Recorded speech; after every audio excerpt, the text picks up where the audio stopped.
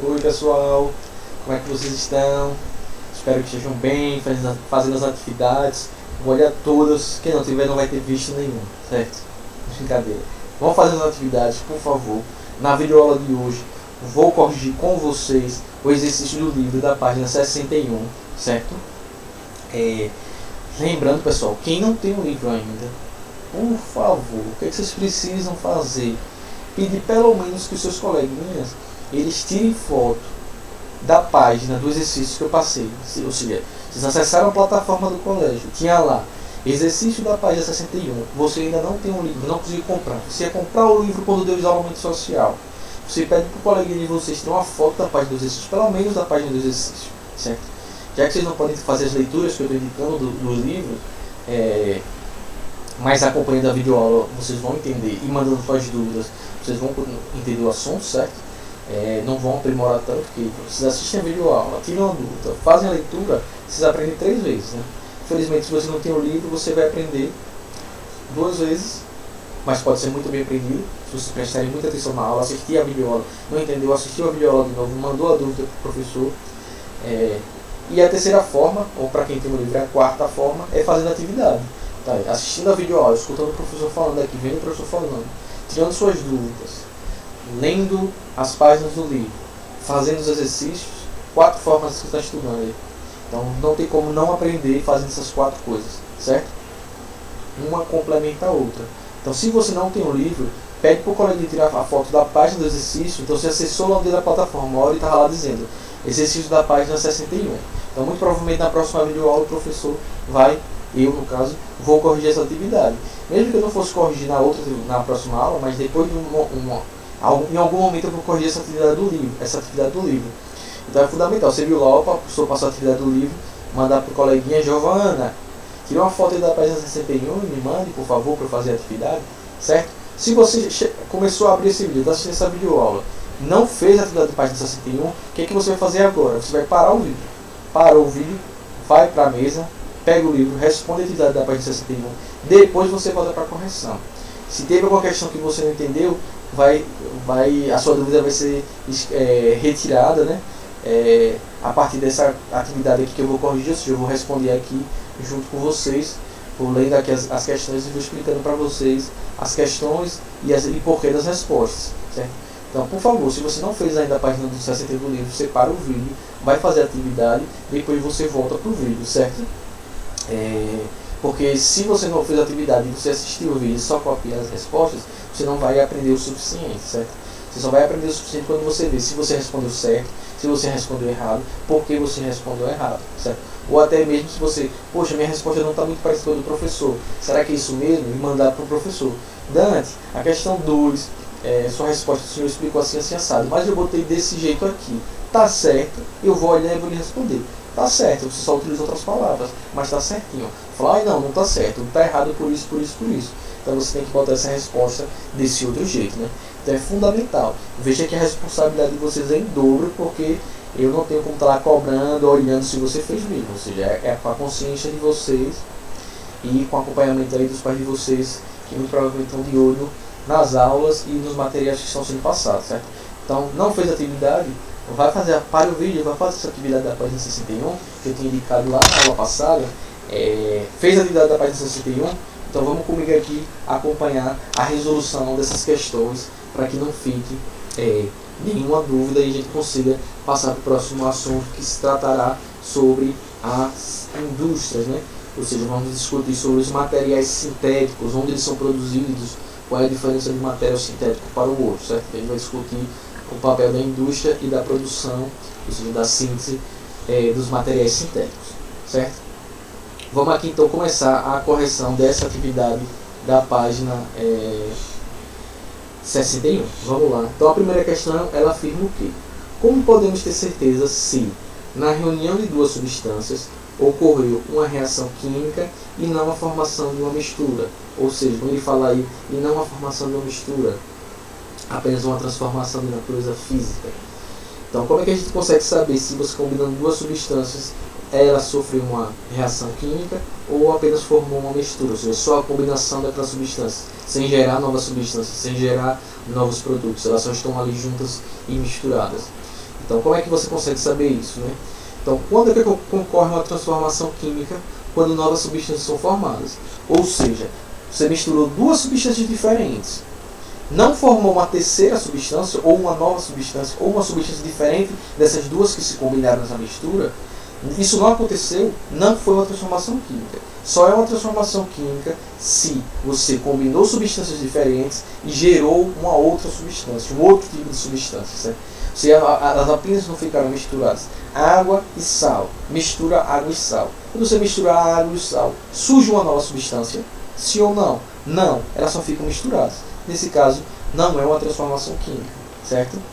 Só é transformação química se as substâncias misturadas, sejam 2, 3, 4, se as substâncias que se misturaram, elas gerarem, ou seja, elas formarem uma nova substância, uma ou mais novas substâncias. Aí você pode dizer com certeza que aconteceu um processo de transformação química, certo? Beleza? Vamos lá então para a segunda questão. Que indícios, ou que evidências, pode ser também, né, mostram a ocorrência de uma reação química? Quais são os indícios que indicam que uma reação química aconteceu? Tudo aquilo que eu falei na aula passada, né? O que? Alteração de cor, alteração de cheiro, formação de chama, formação de um sólido insolúvel, que mais? Liberação de gás, liberação de calor, certo? Então, já falei um bocado, né? Alteração de cor, alteração de cheiro, liberação de calor, formação de chama, formação de um sólido insolúvel, falei de liberação de calor, né? Então aí são algumas evidências ou indícios de que aconteceu uma transformação química. Então, tem várias. Coloquem pelo menos, são várias, né? Mas coloquem pelo menos 3, certo? 3 tá bom, 1 é pouco, 2 é mais ou menos, 3. Mais de, se você colocou 4, 5, excelente, maravilhoso. Mas pelo menos 3, certo? 2 é mais ou menos e 1 é muito pouco, certo? Então coloquem pelo menos 3. Dessas que eu falei, pelo menos 3. Você achou um indício a mais? Você pesquisou na internet, fez aqueles experimentos que está lá na leitura do livro? Ok, pode colocar outros a mais, certo? Mas coloque pelo menos 3, pode ser algum desses que eu citei aqui, sem problema nenhum. Beleza? Vamos agora lá seguir para a terceira questão, certo? A terceira questão fala bem assim: indique se em cada processo que vai seguir aí, se existe exclusivamente formação de uma mistura, ou se também ocorre uma reação química. Ou seja, ele quer saber aí o que é transformação química e o que é transformação física, certo? Ou seja, o que é só uma mistura ou o que gerou uma reação química, né? Reação química e transformação química, gente, são sinônimos, certo? Então, se você ver escrito reação química, é a mesma coisa que transformação química, tá certo? Não acho que são coisas diferentes, não. É que toda transformação química, ela sofre uma reação química, né? Foi aquilo que eu falei, daquela questão lá dos reagentes e formando os produtos, certo? Os produtos diferentes. É a mesma coisinha. Então, vamos lá. Letra A. Fez lá a salada de frutas, deixa durante dias fora da geladeira. Então você fez aquela salada de fruta e esqueceu de guardar na geladeira. Deixou ali num canto, numa vasilha, num canto. O que aconteceu? Vários dias. Passando. O que é que vai acontecer? Vai ficar o quê? Fedendo. Alteração de odor, indício de quê? Reação química, transformação química. Então nesse caso aí vai ter uma transformação química, ou seja, as frutas elas vão começar a estragar, os fungos e bactérias vão começar a se alojar nessas frutas, vão iniciar o processo de decomposição delas, então elas vão se estragar. Então nesse caso aí inicia-se um processo de decomposição, ou seja, um processo de reação química. Então letra A é um processo de reação química porque vai acontecer o apodrecimento dessas frutas. Então, fez a saladinha de fruta, não esquece de guardar na geladeira, porque a temperatura mais baixa da geladeira, ela torna mais lento os processos de decomposição, certo? Então, os micro-organismos decompositores, os fungos e as bactérias, elas adoram o quê? Calor e umidade. Quanto mais quente e mais úmido tiver, mais ela se prolifera melhor. É por isso que a gente aqui você usa meia, aquela pessoa que usa meia vai para o colégio todos os dias com a mesma meia. Quando chega sexta-feira, o pé está podre, a meia está podre, o sapato está podre, o pé está podre, o chulé é fortíssimo. O que aconteceu ali? Uma reação química e que vai gerar o mau cheiro lá do chulé, certo? Da mesma coisa do sovaco, quando passou lá o desodorante, depois de uns dias começa a ficar fedido. Por quê? Está acontecendo uma reação química ali. Então tem um cheiro que não existia antes, certo? Então na meia é por isso, né? Porque deve se tiver aqui, no verão, você está lá de meia, de tênis bem fechado. Isso que é bom, aqueles tênis mais arejados, bem fechados, o dia todo. Se usar todos os dias, meu amigo, minhas amigas, ninguém vai aguentar o mau cheiro, certo? Vamos seguir agora para a letra B, certo? Então na letra B, sal dissolvido na água. Sal se dissolveu na água, mistura. Então aí é a formação de mistura. Letra B, formação de mistura, não é uma reação química, certo? Letra C, ar e álcool queimando, combustão, no motor de um carro, reação química, certo? Então, reação química do tipo combustão. Então, nesse caso aí está acontecendo uma combustão, é uma reação química. Então, a letra C é reação química, certo? Vamos lá, letra D, adição de sal de cozinha na areia, mistura, certo? Então, formação de uma mistura. Letra D, formação de uma mistura. Letra E, adição de azeite e vinagre em uma salada. Para dar o gostinho na salada, é uma formação de uma mistura também, certo? F, lã de aço, usada para limpar panelas, úmida e exposta ao ar durante alguns dias. Ou seja, se usa aquela lã de aço, né? Que realmente a gente usa o nome da marca. Você usa lá para limpar a panela que está úmida, exposta lá ao ar durante alguns dias. Nesse caso aí é uma reação química, né? Você usa aquela panela de ferro, de metal, então você deixou ela lá molhada durante muitos dias, começa a juntar, aconteceu o processo de ferrugem. Então você vai lá com a malha de aço, né? A lã de aço, desculpa, malha de aço não, a lã de aço, e aí você esfrega bem para retirar aquela ferrugem. Então nesse caso aí é um processo de transformação química, uma reação química, certo? Porque ali aconteceu a formação de uma ferrugem no seu produto, certo? Então como é que ficou? Letra A da salada de fruta, reação química. Letra B do sal, lá dissolvido na água, formação de mistura. C é uma combustão, transforma reação química, né? D mistura também, formação de mistura. E também é uma formação de mistura. E a F é uma reação química, certo? Beleza? Fizeram certinho? Tiveram dúvidas? Manda dúvida para me dizer, certo? Mas acredito que vocês acertaram essa aí, tá bem facilzinho, né? Vamos lá. Quarta questão. Indique como você faria para separar os componentes das misturas da questão 3 que não reagiram.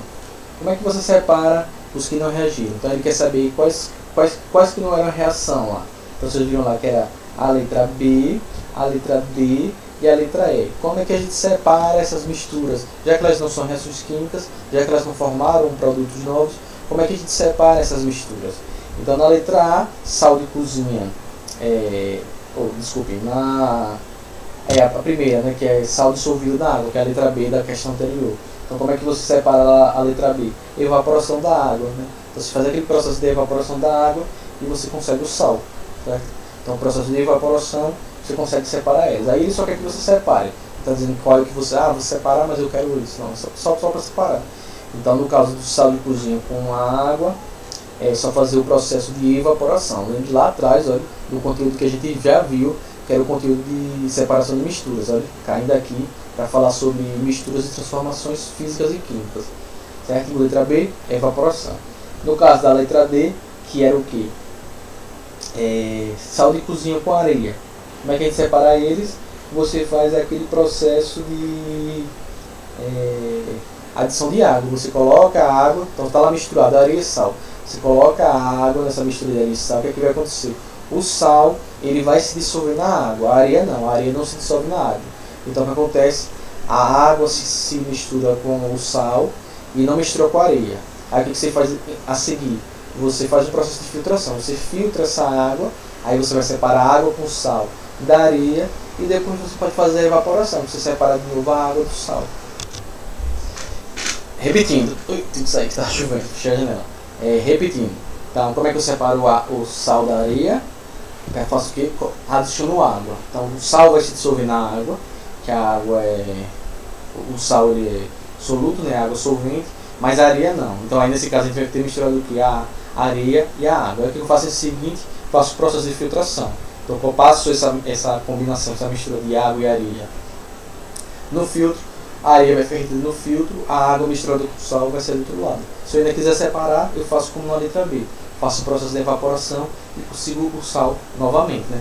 Então, bem fácil, muito facilzinho. A outra que a gente tem aqui é a adição, né? Que foi a adição de azeite e vinagre em uma salada. O que é que eu faço aqui nesse processo aqui? Para separar o azeite do vinagre, processo simples de decantação. Deixa paradinho lá, vai decantar. O menos de dentro vai descer, vai ficar separadinho, certo? Bem fácil, beleza? A evaporação no primeiro, no segundo jogo água, dissolve o sal, depois faço a filtração, depois faço a evaporação. Nessa última aí, do azeite e do vinagre, um processo simples de decantação vai separar essa mistura. Fácil, fácil, fácil, certo? Vamos lá seguir então para a quinta questão. A quinta questão também está se referindo à terceira. Considere as ações da questão 3 que resultam em reações químicas. Aponte a evidência da reação em cada caso. Então vamos lá. A primeira reação química que a gente é na 3 é a letra A, que foi a da salada de frutas. Então aí a gente consegue indicar duas evidências. Uma é a alteração de cor. As frutas elas vão começar a mudar sua cor no processo de apodrecimento, né, de decomposição. E a outra coisa é a produção do odor, ou seja, a mudança de cheiro e a mudança de cor são evidências na letra A, que ali estava acontecendo um processo de transformação química, certo? Fácil, facinho. A outra transformação química, reação química que a gente tem na terceira, era o ar e o álcool queimando o motor queimando no motor do carro funcionar.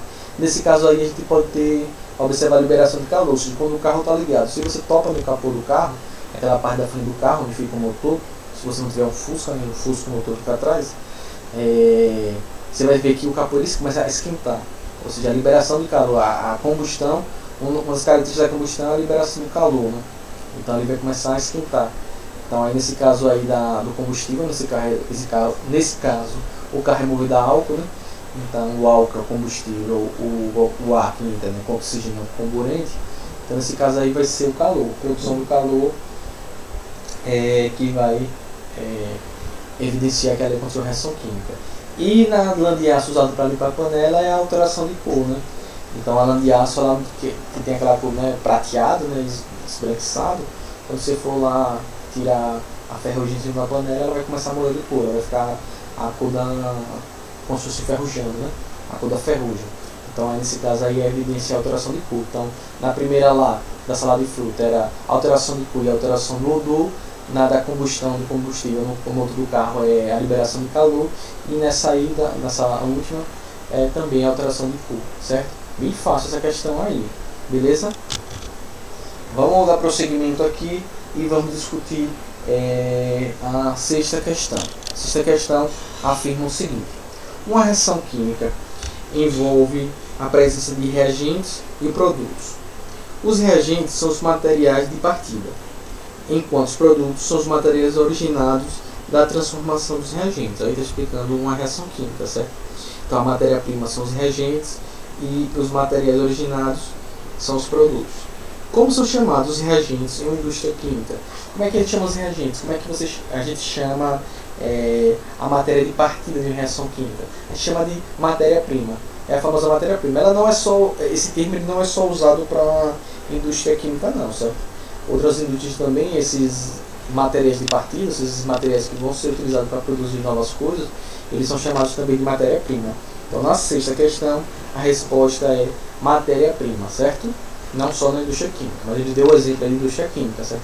Mas a indústria farmacêutica, alimentícia, ela também pode ser chamada de matéria-prima, certo? Facinho, né? Vamos agora aqui para a sétima questão, vamos discutir ela aqui. Então ela traz aqui um textinho para a gente ver aqui, certo? Então vamos lá. Leia o texto a seguir e responda o que quer.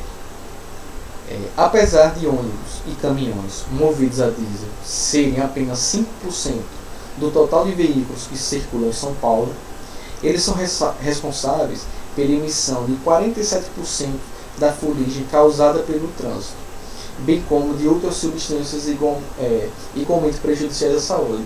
Veja lá que eu falei na aula passada, certo? Que tem muitos casos de combustão que libera substâncias tóxicas, e também nesse caso aí, a fuligem aí são partículas sólidas que ficam dispersas no ar, né? Ficam misturadas no ar. Então aí no caso aí da queima ele está afirmando aí que a queima do diesel, né, ou seja, a combustão do diesel para fazer esses caminhões, esses ônibus e caminhões eles andarem, eles além de liberar essa fuligem, que são as partículas sólidas que ficam misturadas no ar, você pode respirar, pode fazer bem mal a você, ela também libera outras substâncias que também são tóxicas, né? Então ele está falando aí que 5% da frota total libera quase que metade de toda a fuligem que está dispersa no ar na cidade de São Paulo. Veja como a combustão do diesel ela pode ser bastante prejudicial, né? Porque é uma poluente que ela pode contaminar os objetos, infectar as pessoas e causar mal às pessoas, certo? À saúde.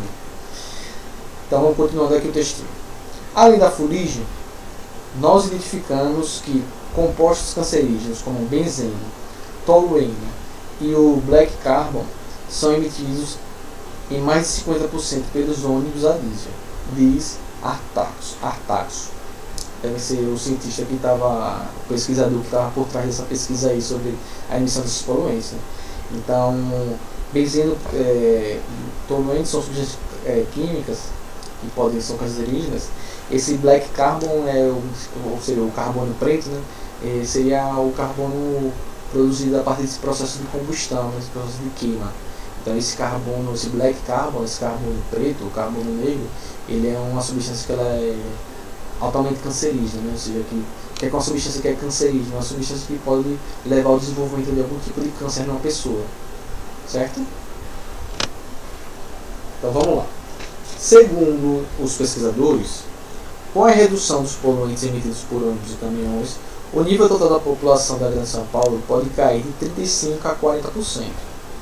Essa redução pode ter impacto direto no número de habitantes na região com problemas respiratórios, ou seja, porque esses poluentes, como eles ficam no ar, as pessoas vão respirando, esses poluentes eles vão se acumulando no corpo da pessoa, né? E principalmente nas vias respiratórias, nas vias aéreas, lá nos pulmões, brônquios, bronquíolos e por aí vai. Para Artaxo, a solução mais barata seria colocar filtros nos equipamentos dos veículos a diesel que circulam na cidade. Ou seja, você colocar esses veículos no escape, né? Ou seja, onde vai sair lá no escape dos veículos, onde vai sair aquela fumaça, né? O produto da combustão, você colocar filtros para reter essas substâncias aí, esse carbono negro, esse benzeno, tolueno, essas substâncias todas.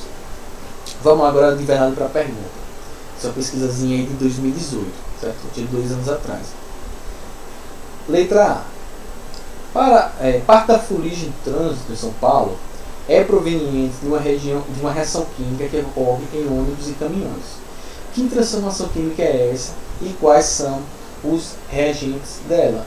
Qual é essa reação química? A combustão do diesel, ou seja, ele está dizendo lá, né? A queima do diesel lá para fazer os veículos andar. Então a reação é a combustão do diesel, certo? Essa foi a primeira pergunta. Qual é a transformação química, certo? Então, a transformação química é a combustão do diesel. E quais são os reagentes dela? Os reagentes são o diesel, que é o combustível, e o gás oxigênio, que é o comburente, certo?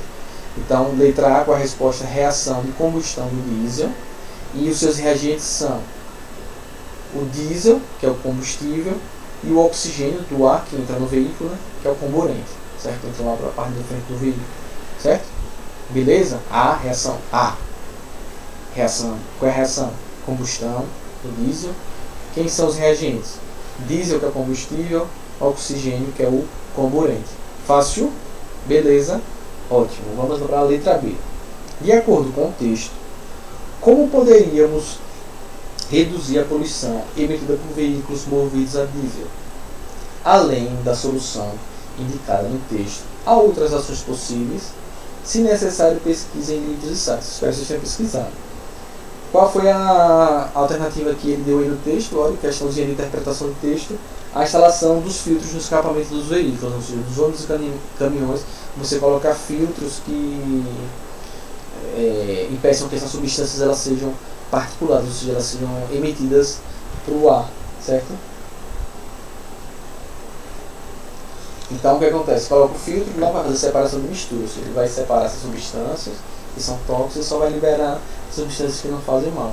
Outra alternativa que vocês provavelmente devem ter encontrado quando pesquisaram é a substituição desses veículos movidos a diesel por veículos movidos a energias sustentáveis, né, ou energias renováveis, como por exemplo veículos elétricos e veículos movidos a biocombustíveis, né, como é o caso do biodiesel. O biodiesel ele é muito, ele ainda é poluente na combustão dele da produção, mas se você comparar com o diesel, que é o biodiesel, ele vai ser derivado de, por exemplo, da cana-de-açúcar, de compostos naturais, né? O diesel utilizado ele é um dos derivados do petróleo, né? Esse diesel comum. Então, esse diesel comum ele gera uma série de poluentes muito maiores, né? Se a gente comparar, por exemplo, com o biodiesel, né? Pessoal, mas veículos elétricos, os veículos elétricos eles já estão entrando em vários lugares do mundo, eles já estão substituindo essas frotas de carros movidos a combustíveis fósseis, né? Principalmente a gasolina e a diesel, né? Lá na Europa mesmo, se eu não me engano aqui, eles têm uma meta que, se eu não me engano, é 2022 ou é 2025, que vai ser proibido rodar na Europa carros movidos a combustível fóssil, ou seja, gasolina e diesel, certo? Se vocês pesquisarem, tem um cara, um bilionário, né? Ele pesquisa muito nessas áreas de energias renováveis, né? Que é o Elon Musk. Ele tem uma indústria Tesla, né? Que é uma indústria de veículos elétricos, né? E ele já está produzindo carros elétricos que tem por exemplo, eles têm a mesma potência de carros movidos a combustível comum, né? A gasolina, e eles têm autonomia maior, ou seja, vocês com a recarga total nos veículos dele, por exemplo, você consegue viajar mais do que uma distância maior do que um carro de tanque cheio de gasolina, né? Porque antigamente a discussão era porque os carros elétricos eles têm baixa autonomia, ou seja, você não consegue rodar muito tempo com eles, tem que ficar recarregando sempre, né? Aí fora, por exemplo, do Brasil já tem muito isso, Estados Unidos já está rodando muito. Aqui no Brasil já estão começando alguns experimentos, né? Em São Paulo já tem alguns postos que em vez da gasolina, além da gasolina eles oferecem a recarga com energia elétrica, né, nesses veículos. Já tem algumas cidades que alguns ônibus de transporte público eles são movidos são ônibus elétricos, né? Tem alguns experimentos também com ônibus movidos a hidrogênio, né?